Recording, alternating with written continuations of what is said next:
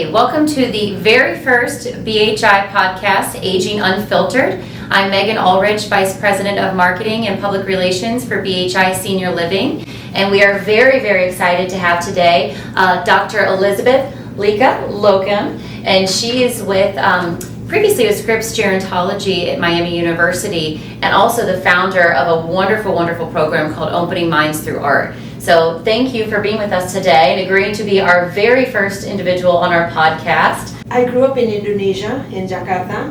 I finished high school there, and then I went to college in California. I started in industrial engineering because that was my path. That was from high school. And didn't speak much English, but it was okay because it was math and physics. But by my junior year, my English was better, so I then started studying art, which is actually my first love. Okay. So I studied art, and eventually I worked in Japan, and long story short, I came back to the US and got a PhD in education. So I taught for 15 years, and then everybody around me started aging, my parents, my husband, myself, and I didn't know anything about aging. So I started studying gerontology. And I'd never been to a retirement community. I never had anybody with dementia. Usually people living with dementia is in the family, sure. And that's what motivates people to do this kind of work. But I didn't have any idea. So there were not any retirement communities in Indonesia. So I started hanging out at the Knolls of Oxford. We're glad you did. That's just to try to see what is it like to be aging in a community like this. And that's when I met Suzanne House and Tim McGowan.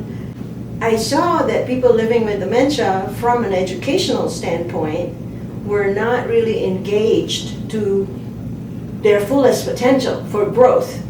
They were, of course, kept safe, comfortable, kept sort of taken care of, but they were not given opportunity for growth. And as an educator, because I came from the field of education, I saw that there is potential for growth all the way to death, regardless of dementia. So that's when I put together my undergraduate in the arts with my PhD in education with my gerontology degree to design the Opening Minds to Art program, or OMA. We're here at the Knolls of Oxford today, which is a BHI senior living community just a mile from Miami University.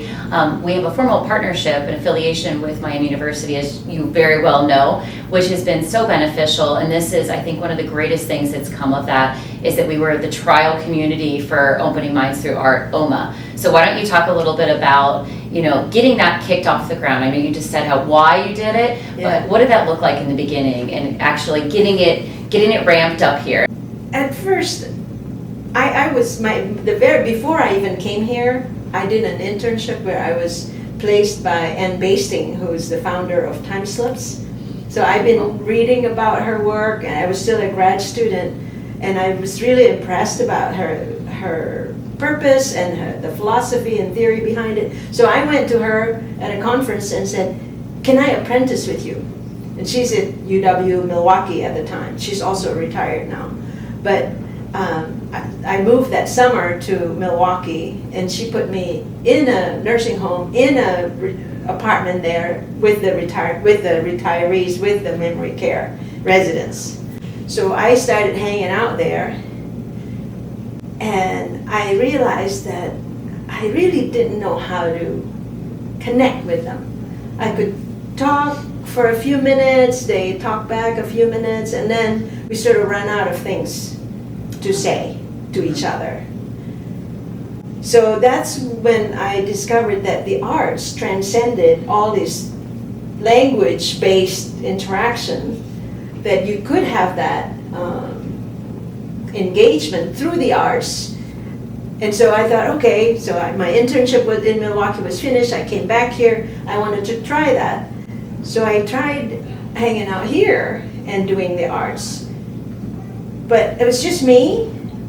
Luckily, everybody said, okay, opened doors to my experimentation and everything.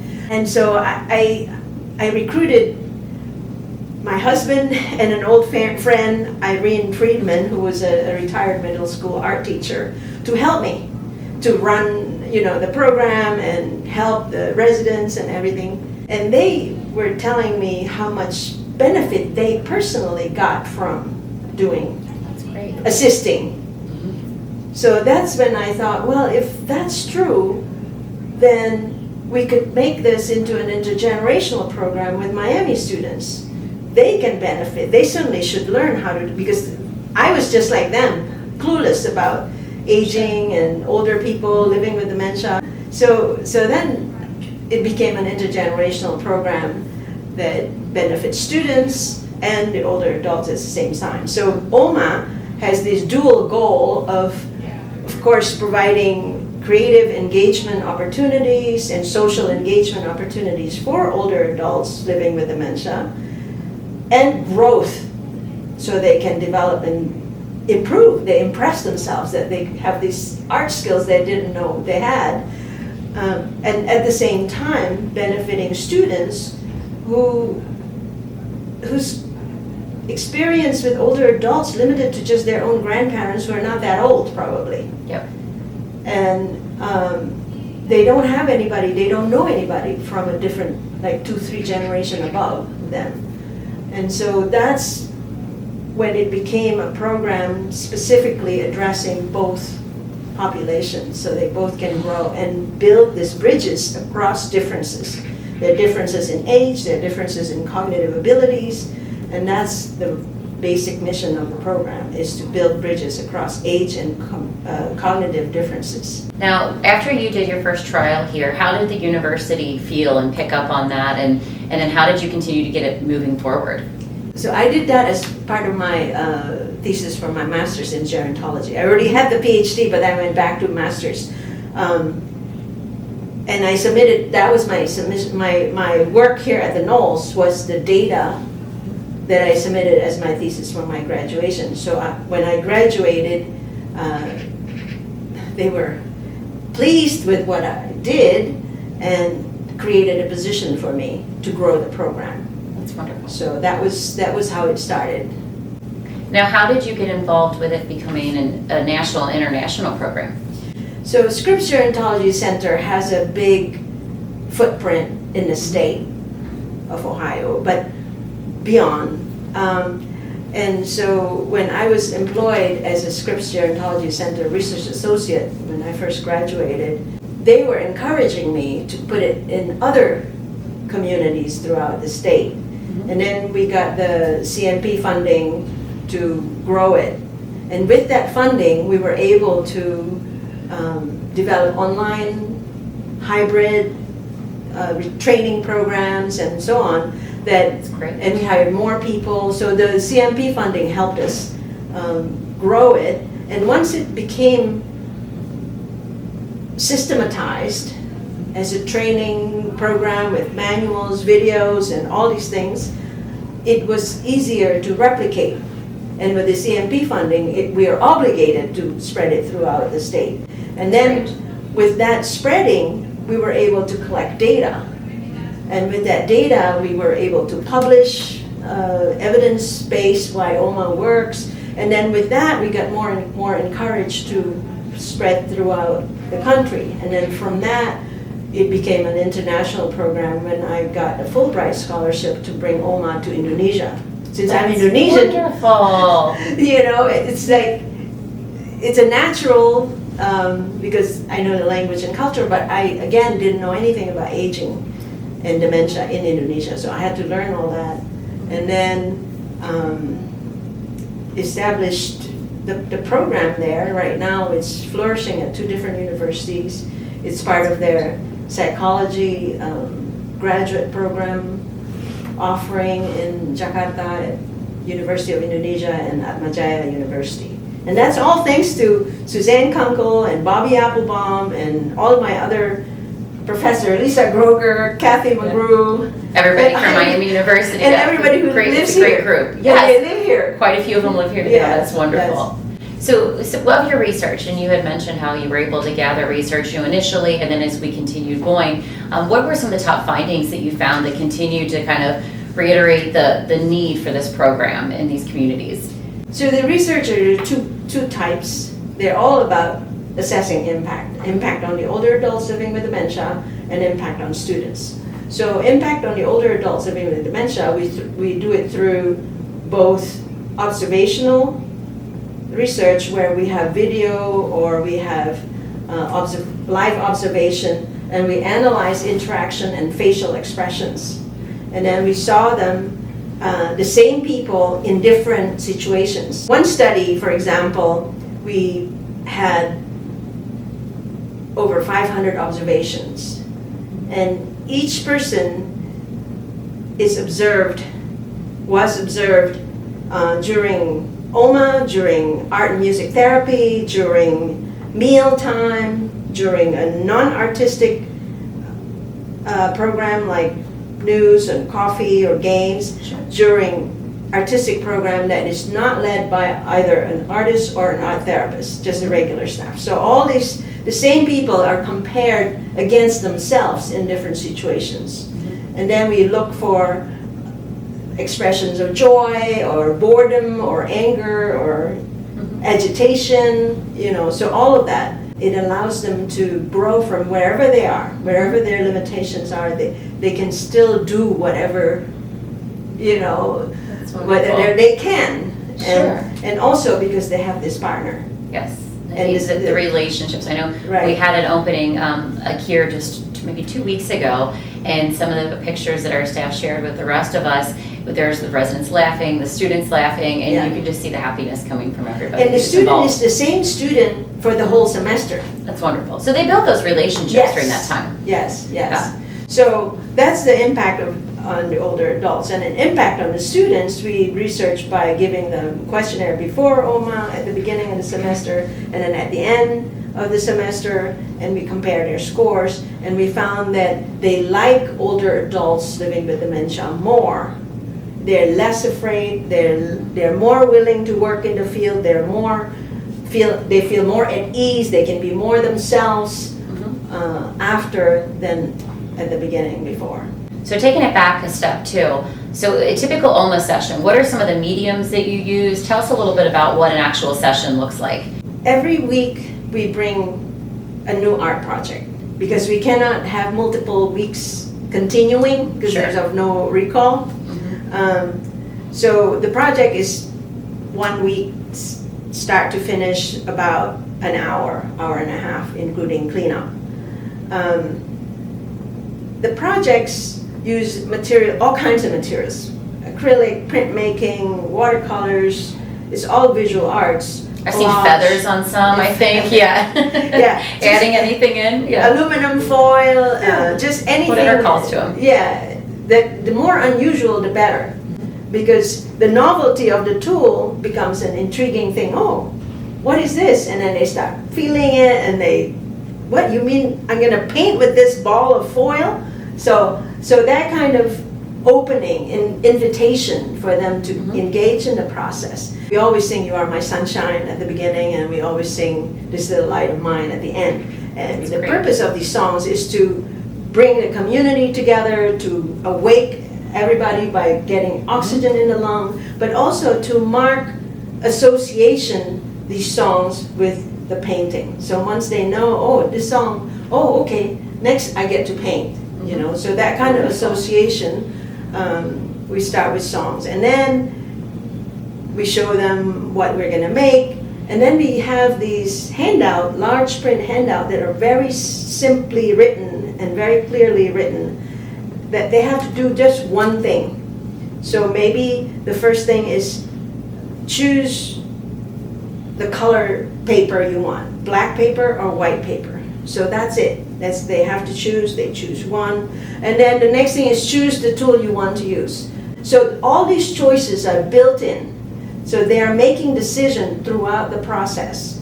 And then the result, because it's theirs, they make these choices. The result, if you have 12 people, is gonna be 12 different paintings because of these decisions along the way.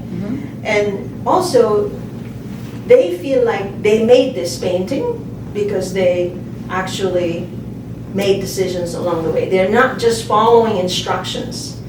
The instruction is a process instruction. There's no end goal instruction. Like, okay, we're gonna make this turkey with hand. Yeah. You're gonna trace your hand and then it's gonna look like this at the end. So there is no end goal instruction. This instruction is just what to do next, what to do next. And then the choice is built into these steps. Are there any particular stories or that stand out over the years of something that's really stuck with you? Of a particular resident or? Yeah, I've told this story many times. It actually happened at the beginning, very early, before it became an intergenerational program at Miami University. It was here in the Knolls, and I didn't really know what I was doing. I was still experimenting with everything. And there's this resident named Cora. She's passed a long time ago. She was nonverbal. She could not do a lot of things. She could still hold a brush and sort of just freeze in the air. You know, sometimes she moves it really, really slowly, and I would move the paper for her, and then she looked at it. But she was engaged. Her eyes was to this paper, and sometimes she looked at me, but she never spoke. And she doesn't always participate every time, so it just depends on her mood on that day. And then one of the other things we do is we show paintings at the beginning as, you know, stimulation or inspiration. We show them, well, this is the kind of thing we're going to make, which one do you like? And we always ask their opinions. She was in a regular chair sitting, and I was kneeling, showing her paintings. And all the conversation between me and Cora is one way, just me talking, and she just sort of stare at me, maybe engage, maybe not, you know. But this one day, she looked at me, and then she raised her hand, and she touched my head, and she said, "Sweetie." Oh, that's wonderful. Suddenly, Yeah. out of the blue. And I was just floored that she came out of her silence and she talked to me. Yeah. So that story, that experience really has motivated me to grow the program. I figured if I could reach someone like Cora, I could reach people that are not as advanced way easier. And you know, we could make this happen. We can improve the lives of everyone so that they can have a kind of social reciprocity. What advice do you have to any communities who are thinking about implementing OMA? Are there things that you've learned over the years of this is what should be occurring, or just anything that you want to share? People in general, family members, people in the industry, my opinion is that they tend to underestimate what people living with dementia can do and would like to do. I think yes, there is cognitive impairment, but the basic need for social engagement is strong enough that if you shape the environment and shape the way you interact with them, you get a lot more. Just because the drive for social connection is so deep, so innate, that even with cognitive impairment, you could still get them to rise above that impairment and come out to you. And when they do that, their well-being increases. And that's the other thing that the scores, that the research shows. It actually improves their well-being. That's wonderful. And it's difficult to do with advanced cognitive impairment, but it's possible. We just have to be very mindful and very strategic and very intentional about how to do that. The second thing, I understand that communities are oftentimes understaffed, people are overworked, there's not enough time to take time with people living with dementia for social engagement. So this is where the volunteers come in. So utilize volunteers, but then when you utilize volunteers, don't just invite them and say, okay, go ahead, have fun, and good luck, you know. They need the training, they need deep training, not just an orientation for safety. They need deep training. Why do we need to do it, how we do it, what is possible. All of this has to be done ahead of time. And then when they come, they're ready to engage. One of the things I love best about OMA as well, it's an amazing program. There are so many things that people can take from the program itself and implement on smaller scales as well. Now, if people are interested in learning more about the actual OMA program, where do you suggest that they go to So learn more? they should go to the website scriptsoma.org, and in there are all kinds of resources. First, if you want to be a facilitator to take it to your community, you can get training. And this training could be hybrid or could be fully online. Another thing is the Creative Caregiving Guide. That's also on the website, on Scripps OMA website. Wonderful. And that's a free resource of video lessons, small video lessons. It's divided into different categories: poetry, music, visual arts, drama, movement and dance. And you can click on whatever you're interested in, and then you can see lessons how to do it with someone living with dementia, done by master teaching artists like Ann Basting, the founder of Time Slips, and Meet Me at MoMA, the New York Museum of Modern Art. They are there, and Songwriting Works, Alzheimer's Poetry Project. Just different people were put together by the National Council for Creative Aging, NCCA. We were put together over several semesters, retreats, and built this program. And then when NCCA folded, they gave all the videos to us to host in our website. And many of those actually recorded here at the Knolls with me. And Suzanne House's mom is one of the participants in the video. Oh, that's great. Yeah. Good. Oh. So that's a free resource. You do it, you watch it. Basically, if you're a caregiver, either a professional caregiver or a family caregiver, you watch the video, you figure out how to do it, because on the video there are three people: a person living with dementia, a family member, and a master teaching artist. Wonderful. And then they show how this interaction happens. So as a caregiver, you watch this video, and then you put it away, and then you customize it to the person you care for. That's wonderful. That's something that, family members can use, but communities like the Knolls of Oxford and our BHI communities could go there and they could use this as a resource. If you're not able to implement the full OMA program, there are so many different tools and techniques out there to help us have creative programming at our campuses. Quick, like low-hanging fruit kind of thing, where you can just do it right away. Exactly. Yeah. I've retired, so now we have a team of leadership in the OMA program: Amy Elliott, Megan Young, and Krista Peterson. And these three women are super responsive. So if there's any questions, you can reach them at Scripps Gerontology Center. The number is 513-529-2914. Or you can look in our website, scriptsoma.org. Well, thank you for being with us today. It has been quite a pleasure, and we'll put all of these resources in our links as well, so you're able to actually follow up on some of the techniques and tools that Lika was speaking about today. Thank you for joining us. Thank you. Thank you for having me.